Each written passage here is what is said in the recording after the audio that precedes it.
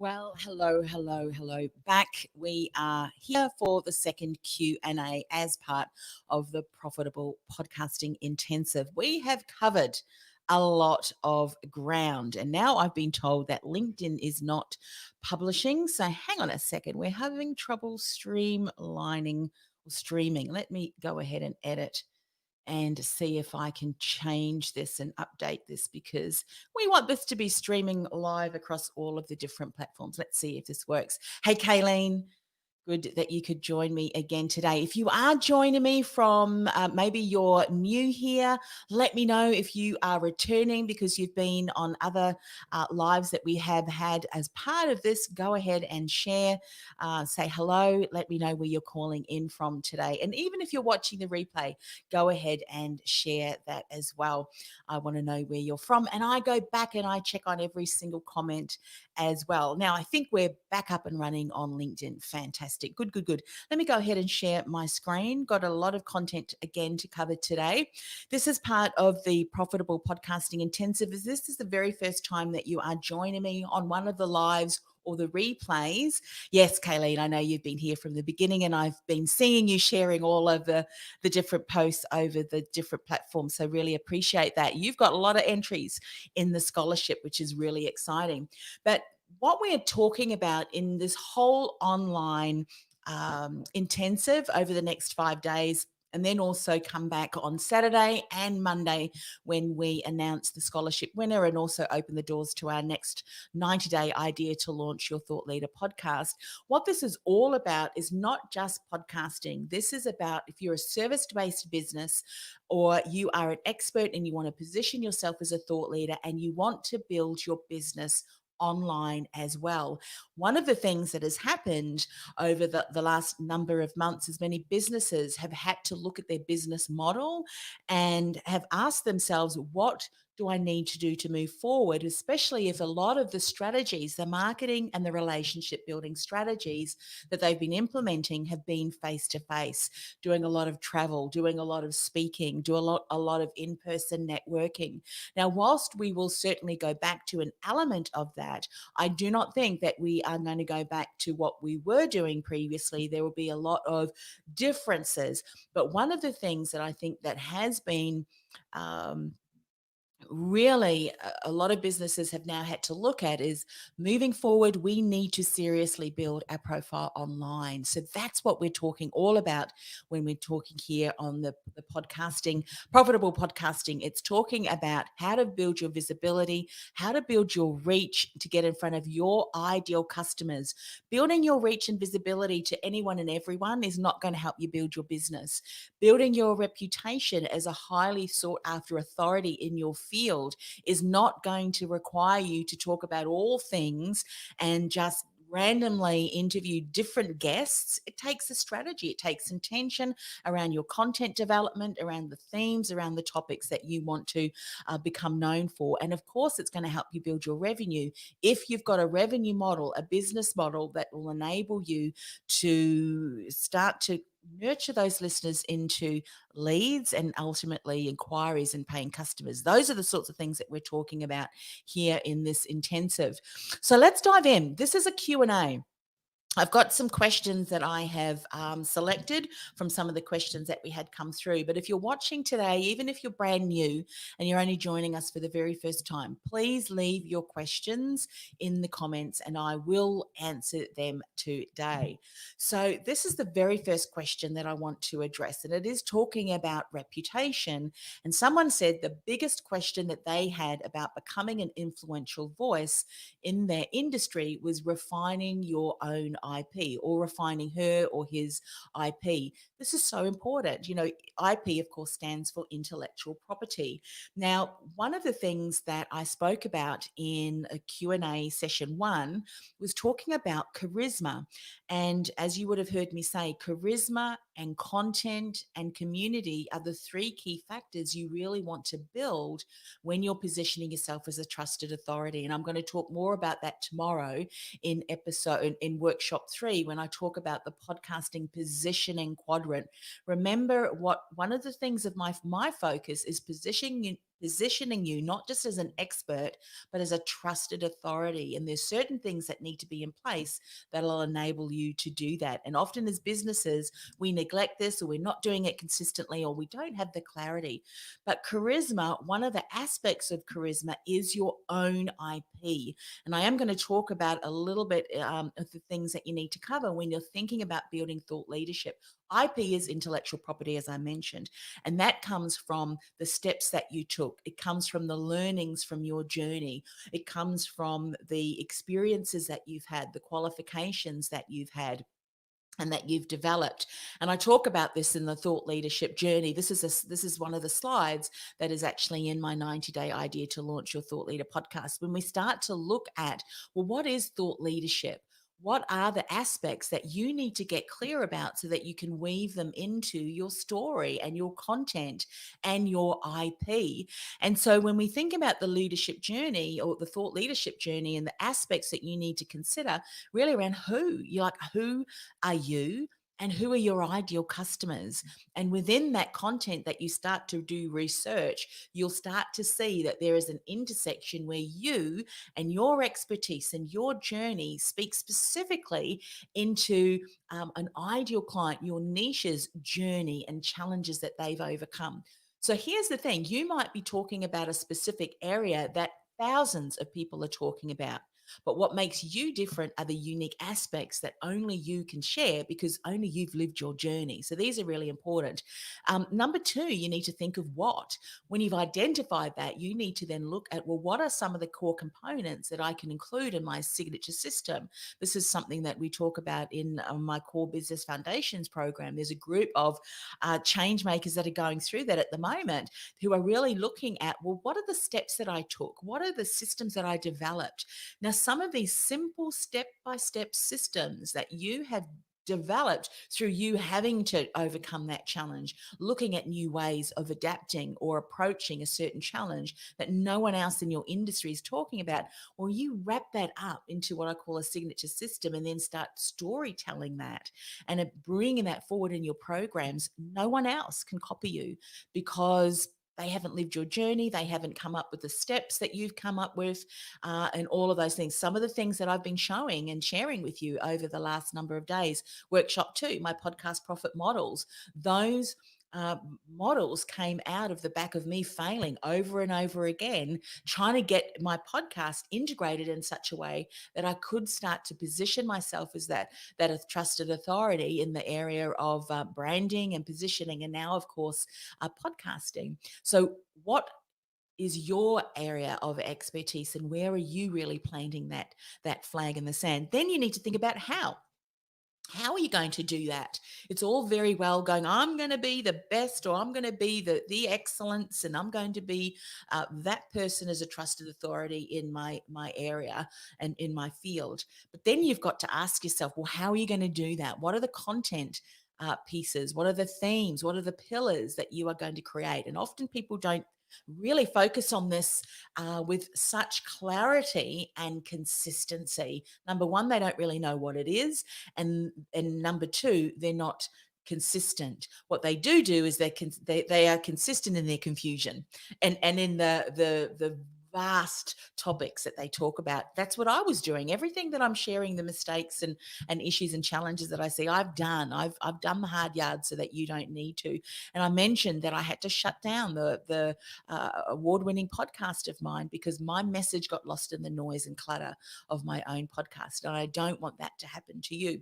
So once you've identified where you want to become known as a trusted authority, you've then got to back that up with content pillars, with themes and topics that speaks into that specific area. And that goes for you, and it goes also for the guests that you have on your podcast. If that does not align, if you do not segue and provide context into why this guest is on your podcast to that theme, and similarly with your topic, then you're going to lose the audience, because it's not going to seem relevant.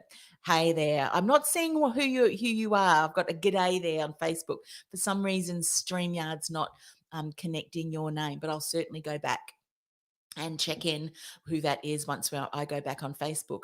And then step number 4 is, kind of like the what next. You look at what I call the significant milestones and markers. Now, you know how sometimes what we hear on other marketers tell us to do, we need to be able to tell our stories and our journeys. But what ends up happening is people talk about their stories and journeys, but it sounds more like an obituary, and a step by step by step by step by step of what happened. It's almost like, if I think back to the career industry days that I was in, people would say, well, tell me a little bit about yourself. When people ask you, tell me a little bit about yourself, or when we say to you, share your story, we don't actually mean share your story from when you were born right through to now, or, kind of a snapshot overview. You need to identify milestones and markers in your journey that's relevant to your ideal customer, to your ideal niche, to them, going back to the who. Because if it's not relevant to them, people are going to be thinking, you know what, why is this person rambling on? But if you're able to identify markers and milestones that your ideal customer is struggling with now, they're going to be listening. You're going to cut through the noise. That is storytelling, influential storytelling, compelling storytelling. And when you identify that and you bring that out in every single episode, every single story that you tell, when you're sharing your podcast episodes, and even guests come onto your podcast, that is when, hey, Paul, it's Paul. Great to see you here again today. Um, so that is when your story and the significant milestones that you share is going to relate, because people can relate to that. So be very mindful of that. So that's kind of what you need to start considering when you're looking at IP. And when you capture some of these aspects that I mentioned, and I want you to capture all of them actually, because the more you have, they're so very important. Um, that is when you start to really see a difference in your content cutting through the noise. But remember, it's got to be very relevant to where you want to position your thought leadership and who you want to become known as. So that's that question. If you've got any other questions around that, pop them in the comments below. As I said, if I don't have any other questions, I'll cover the questions that have come in. Then we'll finish the session. I'm here for a whole hour, so don't waste that. Otherwise, if there's no other questions, I'll finish up. So add questions below. All right, here's another one that's come in. I've always nurtured people in person. I'd like to help support more people to help themselves. How do I stand out and eventually make an income? Well, I know many businesses today who, as I mentioned earlier, who have previously done a lot of their marketing and relationship building in person, now is looking at some kind of way to be able to do that online as well. For some people, they've kind of just gone right across online, and others of you want to have a blend. One of my clients, and I've heard this term being shared, is called the hybrid model of what leadership's going to look like and what corporate's going to look like.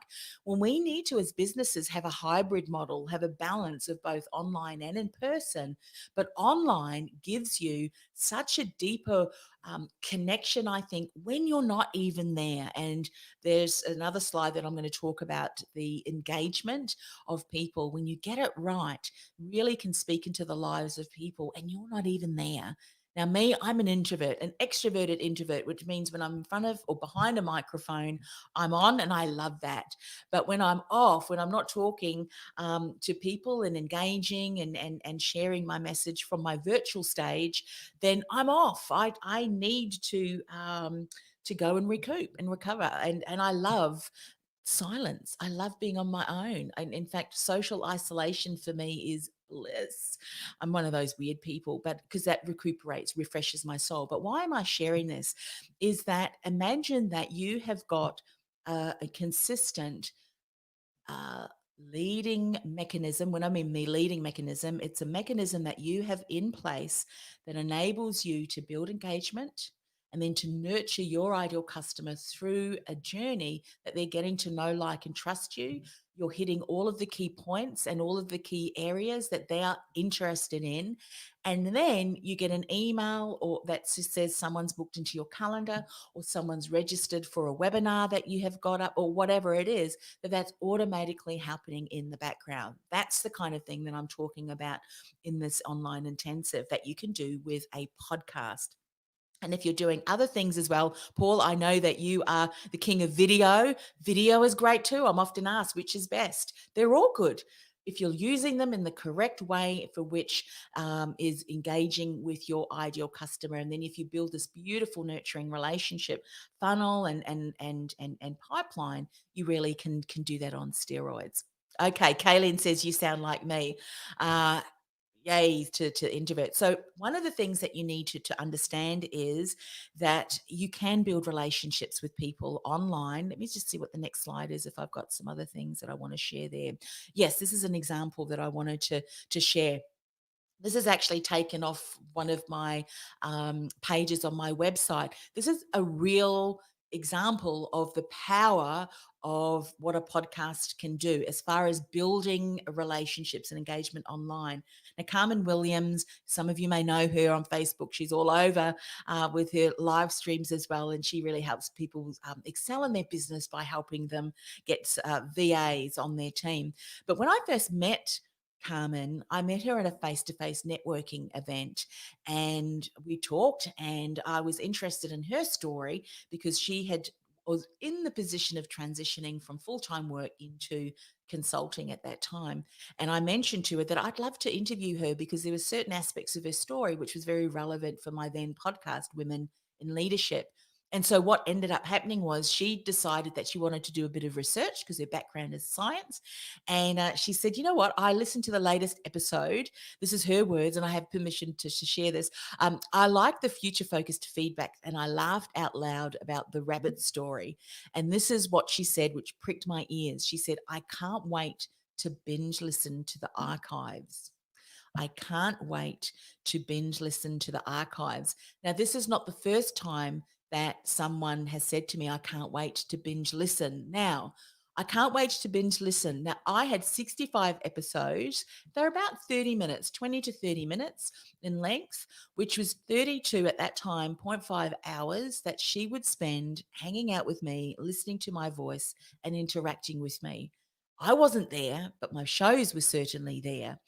And so, what other media? She would be able to do other tasks, but there's nothing more powerful than being a voice in someone's ear, being able to speak to someone whilst you're not even there. And no other medium that I have been using in my entire business really enabled me. No one has ever said to me, I can't wait to binge read all your articles. No one's ever said that to me.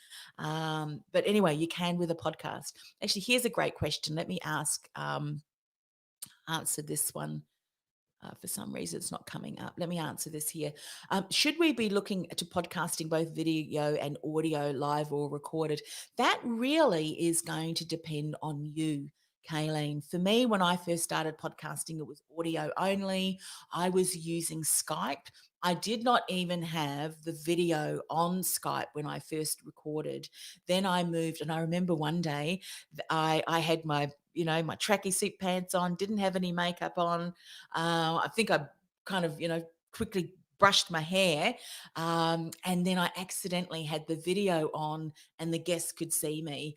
And seriously, I felt like diving under the desk. Anyway, the whole time I was kind of like this.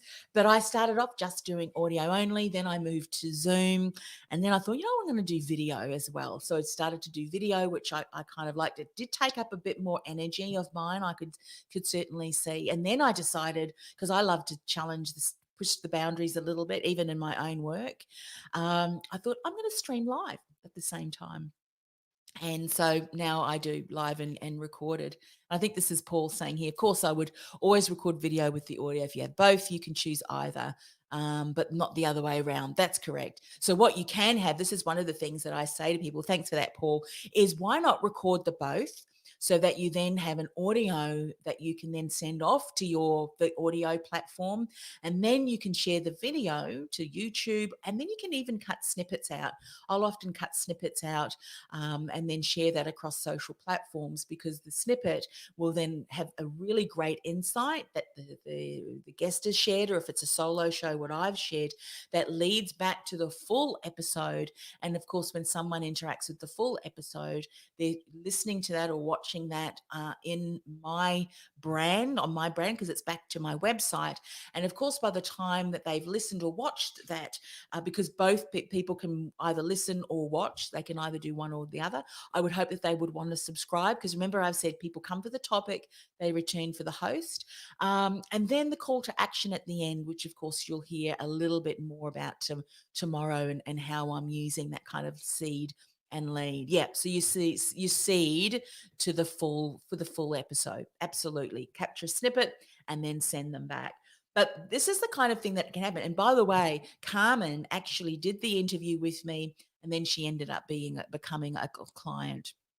Not that I'm saying this will happen all of the time, but if you've got the right content and they are your ideal customers, it's just one of the things that happens, so that's important.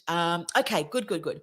So let's have a look at this question. There is definitely a right way of engaging so that people want to be there and engaged.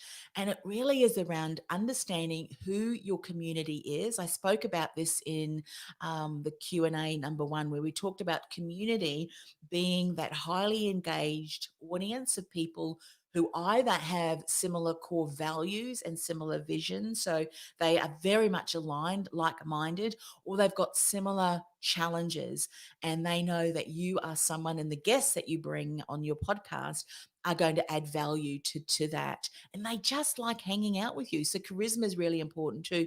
But then, of course, content. I mentioned that this morning when I gave you that example of that thought leader pathway.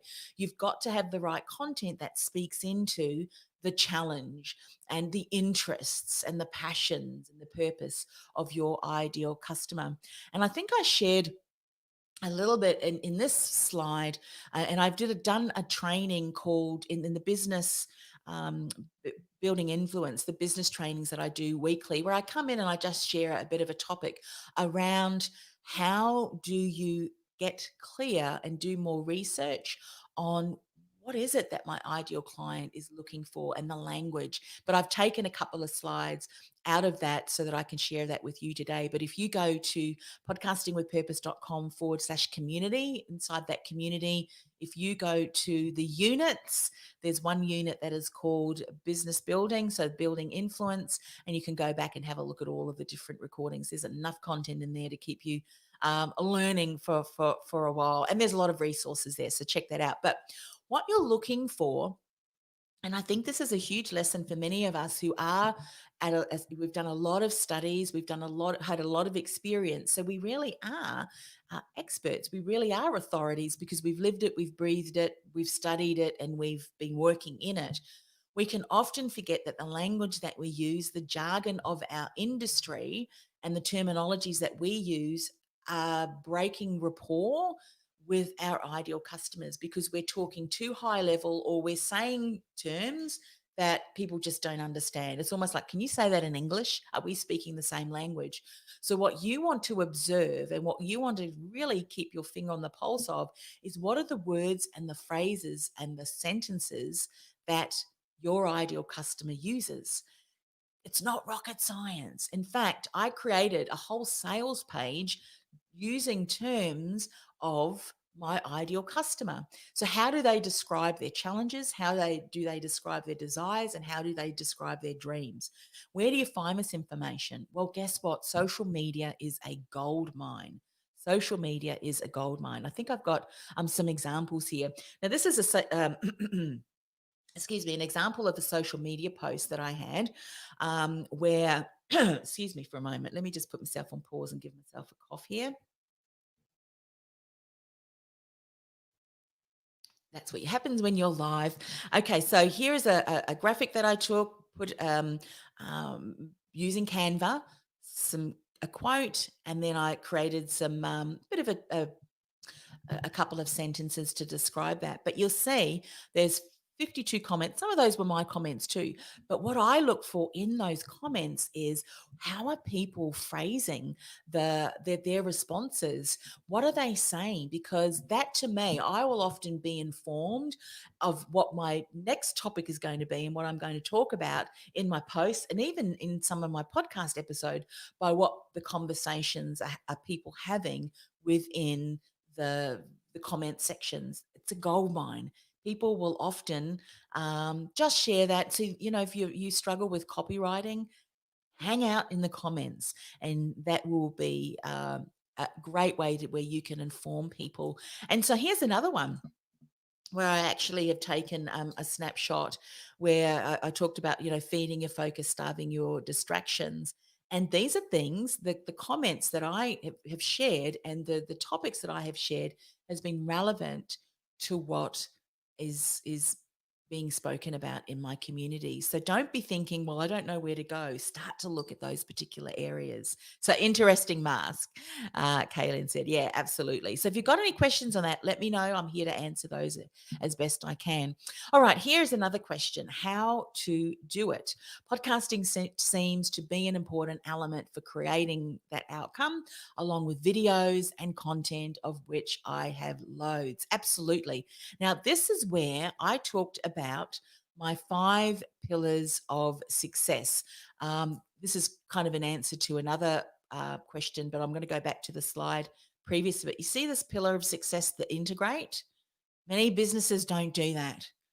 So, how do you incorporate all of that content? You integrate it. You integrate it, because you might have a video on YouTube, and in the topics, it might say, if you like this particular show, you may want to go and listen to other shows, or go and watch other shows. From that call to action, it might be, if you've learned and you want to take this even further, go and sign up for my podcast series. And then there's kind of a funnel that you've created. Are you incorporating video, so visual aspects, with audio, with writing, with graphics? Remembering that people communicate, or their preference of communication and consuming content can be very different from yours. But what you want to do is you want to incorporate and integrate a number of different platforms, not just audio, not just video, not just writing, but a component of those. And once you get the right steps, the right content in the right place, then people can naturally just move through that. So in my podcast series, and I'll talk a little bit about this tomorrow in workshop 3, not only do I have an audio series so people can listen to it, but they can download a transcript. There's checklists there. So I help them consume that. There's a video there, which I dive a little bit further into some of those things that I cover in the episodes. But the feedback that I am getting from that, and even just had a conversation yesterday from someone who understands all this. He's an expert in the area of building out funnels.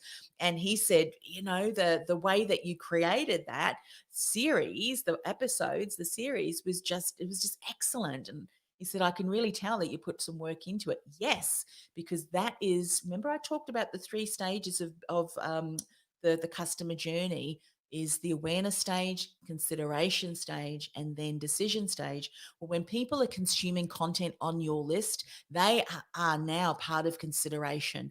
That is valuable, that someone's actually given you time and given you their email address. It shows that they're interested. So you want to give them your best stuff. You want to wow them to the point that they're thinking, man, I've never heard it this way. I love the approach that that person has, so that then you're nurturing them through, again, the relationship, to the point where they are now going to make a decision whether to get on a call with you, whether to subscribe and participate in, if you're going to do a live, or maybe you're doing a webinar, whatever it is, or get on a call for a discovery session. Those are the kind of things that you want to consider. All right, I see some other questions here. So let me just go and answer this. How do you best organize your content to point back to older content? It's a lot to track and remember. Oh, it absolutely is. So one of the things that I think is really important when you think of holistically, and I think who was it? I can't remember who I spoke to. I think it was Pat, who was saying yesterday. Pat is in the community as well. She's going to be interviewed soon too, on my podcast. But she was talking about ecosystem, where you think of all of the things that you're doing very much as an ecosystem. And so, on your website, you'll have blog posts, and you want to have the categories. The categories that you have on your website need to, of course, align with the content themes and topics that you've identified as your thought leadership. But with your podcast, one of the things that you can do is create a spreadsheet where you know that the title, some of the keywords, and obviously a link to where you can find that. And the reason that you do that is if you create this resource, you can go back to it. You can go back to it and find it easily. You can also, if you have something like Pretty Links, which is a plugin that you can put on your on your website, you can then do a very short URL and then mention that live or during the podcast episode, so that you can then get people to be aware of some of the other episodes that you've spoken about that and into a deeper topic. So you might be talking about, I know Kayleen, I think you are in creativity. So you might have done a podcast episode about a certain technique, about a certain tool or something like that. And so now on a new episode, you're talking about something, and you said, by the way, if you want to learn more about how to do X, Y, and Z, go to, and your website might be called kayleenwest.com.au/22. In this episode, I talked about this, this, and this. So you're seeding that for someone to then go and listen to that podcast. Similarly, on your website, when you've got an article and you know how you might refer in a new article and link to another article. So you're taking people, you're guiding them to consume content in articles. You're doing the same thing, content, but in this instance, in a podcast episode. And I think with, if I'm thinking about Paul on videos, if you're on YouTube, you can have a little card that comes up and go, listen to or watch another episode, that speaks more about that. Because remember, you've got someone's attention. If they're interested in that, you want to continue to nurture that journey to the point that they go, that's it. I'm subscribing, I'm hitting the bell, or I'm subscribing on that, and I'm signing up for the podcast series. That's the kind of thing that you want to create, which is why you can then go back and create an incredible resource for people via videos and via content. But what you've got to establish first is the customer journey and how you're going to lead them through that. So that's really important. So here's another question. What was that URL tool or a plugin? It is a plugin. It's called Pretty Links. Pretty as in PRETTYLINKES. That was my website. There you go. Good. Okay, let me see if there's any other questions here. Let's have a look. 5 minutes highlights is good. I think that was Paul. Yeah, absolutely. That's great. And sometimes even shorter. I mean, someone just recently was talking about on LinkedIn about how long for a video, and someone was saying something like, I don't know, 30 seconds or something even shorter than that. I'm a quick talker. I can pack a lot in 30 seconds, but obviously people need to be able to understand me. So anyway, hope this is helpful. Let's go and have a look at some more slides, and go ahead and keep asking those questions. All right, so here is another question: how to get my listeners off my podcast and onto my other sites like the website or even Facebook. Well, some of the things that I've talked about today, and so go back to the replay if you're only just joining me. However, you have to have a social media strategy on top of that as well. Don't just launch the podcast and publish the episodes and hope that people will find them. They will find them, but why not have a solid social media strategy that enables people? Remember, this is the integrated. Now, remember I said to you, if you are not generating interest in the content that you are sharing on LinkedIn or on your social media platforms, there is no point starting a podcast as a shiny, bright object thinking if I start a podcast, then people will start to listen to me. No, if they're not interacting and engaging and saying to you that your content is stimulating, that it is intriguing, you need to go back and form some more insight, inform yourself by doing some more research on your customers. You spend more time in here doing this insight, and you'll never stop. You're in business. This will never stop. You're always going back, doing some more insight as to what your market is interested in, then creating content and bringing that to life, and building intrigue, and then always having it, integrating it into what you're already building, and should have in place, so that you're not consistently, every new client that you're bringing in takes you having to start from scratch. You want to start to have some automation in your business. And then, of course, when you do that, you can start to build that influence and income because you've built that momentum.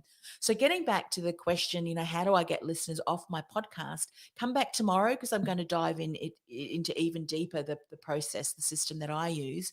Actually, I call it the tactic. You remember the formula: strategy plus tactic plus you equals income and influence and impact.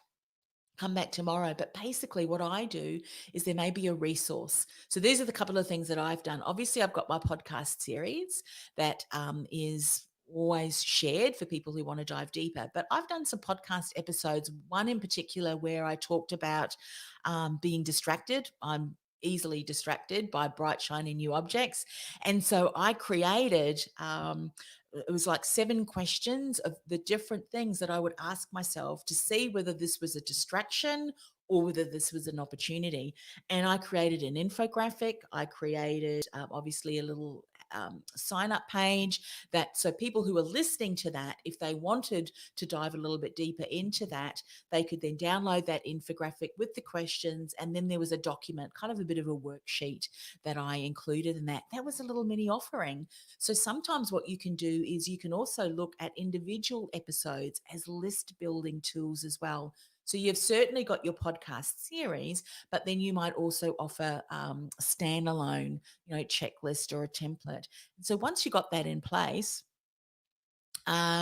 you can then continue to build your list through that, because what you would then do, and onto my other websites, like websites or even Facebook, well, again, you want to get people off Facebook and onto your website.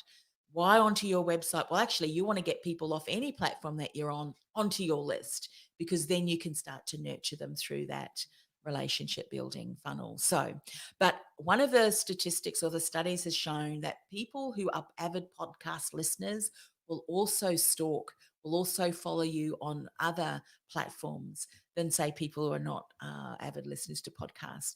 So what that means is that you want to also have a presence on the platforms, the social media platforms that your ideal customers are also hanging out on, because the more touch points you have, the more people are interacting and engaging. They're reading, they're seeing, they're watching you, is the more of the knowing of the building of the know, like, and trust. So really important. So I hope that helps. So come back tomorrow and I'll kind of share that system with you. All right. Let me just see if there are any more questions here. Let me see.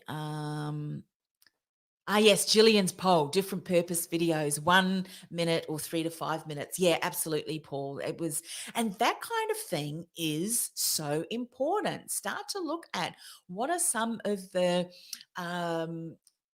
people outside of your industry. I tend to look outside of my industry. Someone asked me the other day, I was being interviewed, who do you look at within your industry? And I said, I don't. I actually do not follow any other. People often say, do you know so and so? I actually don't.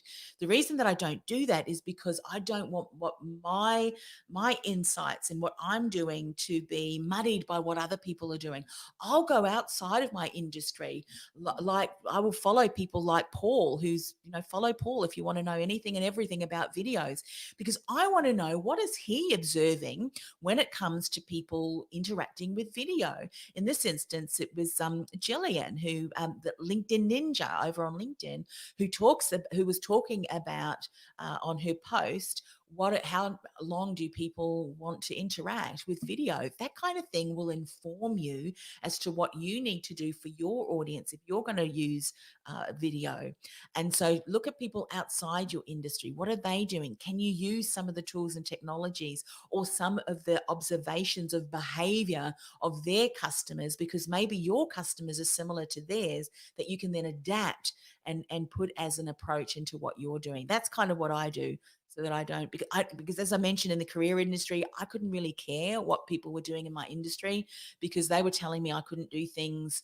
Couldn't do telephone coaching at that time. Skype, I don't think, had been that developed back then. So I don't actually care what other people in my industry saying. I'm always looking to challenge the status quo, do things differently. Hey, Piero, welcome, welcome. Hola. So I think that's a hello, or was that a aha? I got an aha about that. So anyway, welcome. Let me see. Here's another question. Keep putting your questions here. I hadn't at this point contemplated interviews. How do I plan, achieve, reach, and connect with the correct audience? Well, as far as connecting with the right audience, go back to episode. When I say episode, workshop 1, the Q&A, workshop 2, you're going to get golden nuggets from that. But really, just what I shared today, you need to know who your ideal audience is so that you can go and reach out to them, so that you can have content that's relevant to them, that you, in your social media strategy, can continue to use the keywords, the hashtags, the phrases that is going to get out in front of them on their feeds. And then, of course, they're going to start following you. And then, of course, you're going to share a video that you've done, or a podcast that you've done, or an article that you've done, and then you'll get them into your funnel, your relationship building funnel. But at this point, talking about interviews, remember I talked about collaborations. Collaborations, I think, is going to be even more important, more so now that all of us are finding that many of our industries have been shaken up. Now is the best time to start collaborating together, sharing communities, and building collaborations with like-minded people, so that you can just make a bigger impact in the world together, together with like-minded people. And so thinking about a guest strategy, all about strategy. If there's no purpose and intention other than you wanting to have fun, that's a strategy. If you want to have fun and just go out and interview random people, do that. If that's what you want to do. Remember, there's no right or wrong other than what you are implementing for your own business. So I would say with interviews, you don't have to have every show an interview. I tended to do that initially because I love learning. That's the way that I learn. And because I'm an introvert, it's not that I don't like people, it's that I'm always learning and growing. I don't do small talk very well, but I love learning about how people tick. That's why I came from the career industry. Nothing fascinates me more than looking at how someone does a job. You know, those documentaries when they go into a factory and how they make things and how they come up with ideas.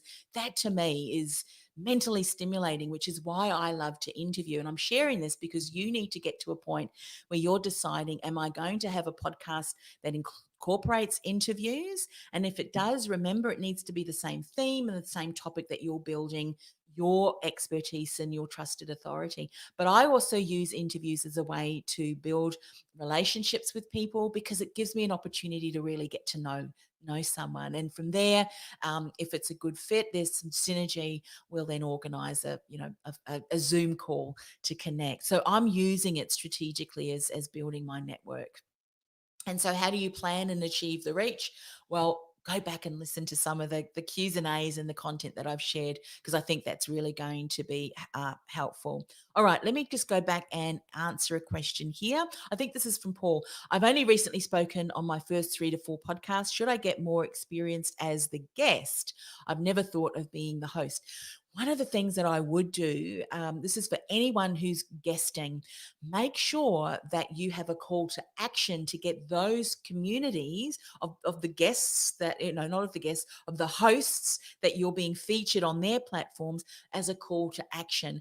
One of the reasons why I'm sharing, come back tomorrow and I share more about the 3-part thought leader podcast tactic that I'm doing and teaching my clients. The reason why we do that is because I'm providing them information in the way that they consumed the original content. So if people are listening to podcasts, that's because they like listening to podcasts. So I'm not going to say to them, go and sign up for my ebook or go and sign up for my video series, because they're listening. So what I'll do is I'll say, go and sign up for my podcast series. Now, that does not mean that in the nurturing funnel that I'm not giving them video as well, and audio and writing. so that they can read it. Of course you are, but I'm giving them. So my point is, if you're going to be a frequent guest or that's going to be part of your strategy, make sure that you have got your irresistible signature giveaway already developed and ready to capture those leads. Because every opportunity that you get to speak on someone else's podcast, if your call to action is not to compel people over to come to your community, to access your resource, it's a wasted opportunity. And this is even when I look at PR and going on TV and radio, it's a great opportunity. But if your call to action is not leading them to the what next, which I hope is your irresistible signature giveaway, then that's an incredibly missed opportunity, for sure. Because our attention spans are fickle, because things happen, a phone call, and all of a sudden, our attention is directed because this morning my kids broke the shower. So my husband, did you hear what happened? Yep. So he obviously has to, on the way home, go past Bunnings. So these things happen. So imagine if he was thinking, I need to go and do that. All of a sudden his attention has been, on some drama that's happened. That's the kind of thing that has happened. So what you want to do is not assume that they will come and stalk you and find you. Often that's not the case. So I hope that was helpful. So keep asking questions. We're still got a little bit of time. I think still got a few slides created, but collaborations are key. I mean, I've even had people that have been interviewed. I've interviewed them, and they've said, "Have you got a couple of minutes after?" And I said, "Yeah," and basically they said, I want to work with you. I've been hired as a voiceover for someone who had they were launching their app. They said, love your voice, could you consider doing a voiceover? Why not? I'll do that. I love speaking, to doing podcast series, to helping them get their podcast established, or branding. That's the kind of thing that happens when you are so on brand and you really are positioning yourself as that trusted authority. So that's the kind of thing that can happen. All right. What's the biggest question about podcasting and interviewing guests? Remembering what to go back to, following the flow. You know what I do? I keep a pen and paper handy and I'll jot down notes, because there's certain topics that a guest will share that I think, oh, I want to dive deeper into that. But this is something that will come through practice. This will come through as you're finding your style. If I think back to the very first episode that I did with my co-host, it was horrendous. We even talked about this the other day. We were he was interviewing me for some of his clients. He said, can you remember back to the very first time we did that? And we probably wouldn't share it because the audio quality was horrendous as well. And so I'm sharing that because you have to start somewhere. You have to start somewhere and you'll get into the flow. One thing that I will encourage you to do is get clarity around kind of your style, so that you can bring that style intentionally through every single episode, and just trust that you've got this. I mean, interviewingwithpurpose.com is certainly a mini course that I've put together that really helps you understand what's my unique aspects of a host. How do I deal with difficult guests? We talk about different communication styles, because there's some people that just get straight to the point. I've had some of those guests where I'm thinking, man, this is going to be a long interview. That's where you've got to weave. You've got to be more of the storyteller. Then there's some guests who are naturally quite communicative. And so what you then need to do is keep them focused. You need to be, you're like the journey. You are like the Pied Piper, where you're taking them on that journey. You're guiding them. You don't want them to take control over the podcast interview, but you certainly want to guide and lead them. And you can do that too with your interviewing skills. And sometimes, you know how you prepare a guest? Right from the moment that you start to get them booked for the show, you train people on how you want them to respond, the behavior. And so if you don't want them to promote their goods and their wares and their services on your podcast, you've got to let them know. You've got to set the rules and establish the boundaries. But interviewingwithpurpose.com certainly will show you that. But the flow really is conversational for me. I always say, my guests, we're having a conversation, you and I, but I guide and I lead them. And say, for instance, I'll write down a note, like, let's talk. I say I was talking about Paul in video, and he made a point, and he continued to talk for a little while. Then I might say to him, "Look, this is a great topic, and we're going to dive into that a little bit deeper, Paul. But you mentioned something around the timing, the scheduling. Let's talk about that first. We'll dive a bit deeper, and then we'll move on to the next point. So what you do is you're kind of bringing them back, planting a seed for what you're going to cover, because you also want to maintain someone's attention that, oh, that's going to be covered in the next segment.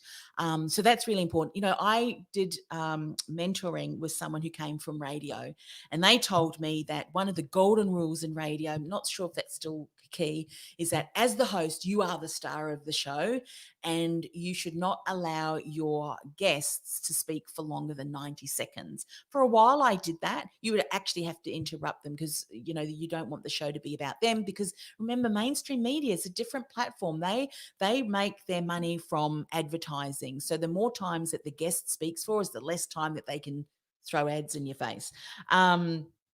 But for me, I just kind of gauge it by what my guest's talking about. I'm not going to interrupt my guest if they're talking about something that's really interesting. And I'm not going to let them ramble on. Just someone said, yeah, yeah, yes, I can ramble along too. Yeah, for sure. But that's where I become mindful. But again, remember, sometimes your audience, that's what they like. I say to people, you can't edit and mix compelling content from fluff and banter.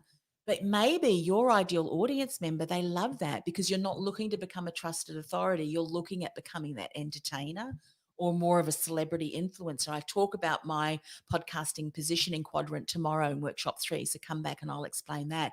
But sometimes that's what your audience really loves. They love that long form narrative.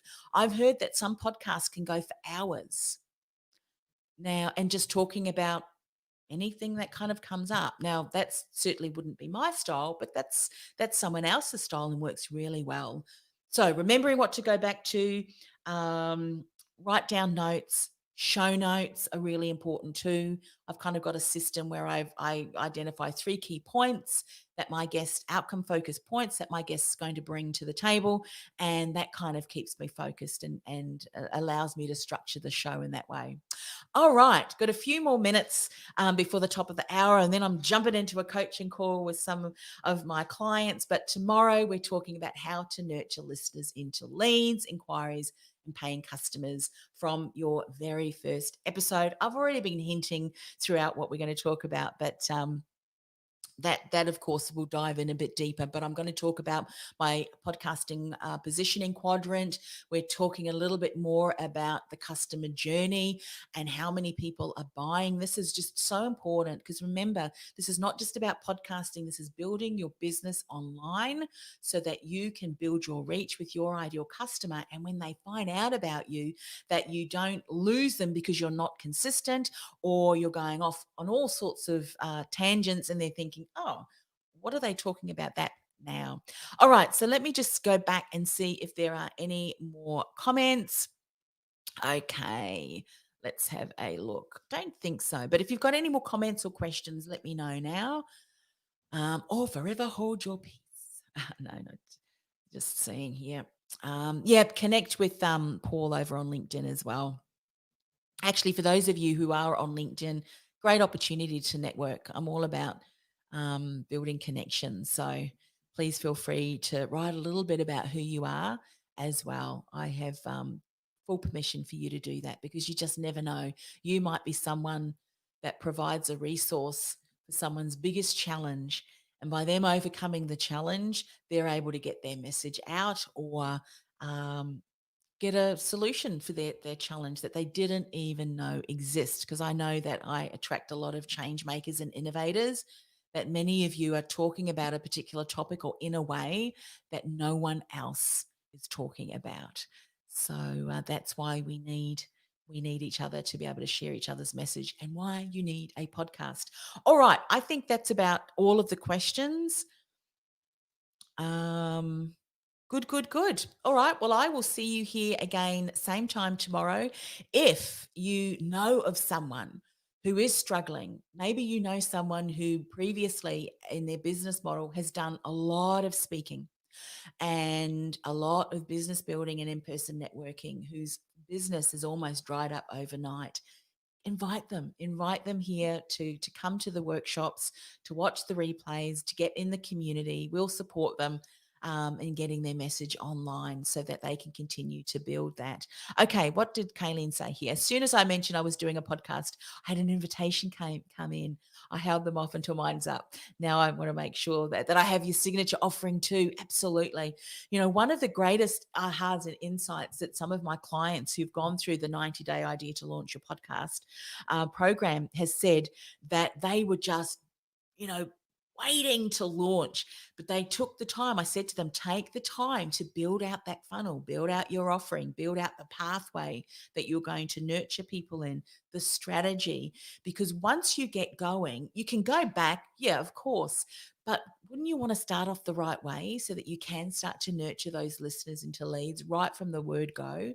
And so I'm glad that, Kayleen, that you've taken a bit of time to be able to establish this correctly so that you can hit the ground running, and every single opportunity that you get to either speak on someone else's podcast or you're starting to speak and share on your own podcast, you've got this beautiful relationship building funnel, a pipeline that's working for you in the back end. All right, everyone, I appreciate you. Have a wonderful rest of the day, and I will see you back here same time tomorrow for workshop 3. Bye for now.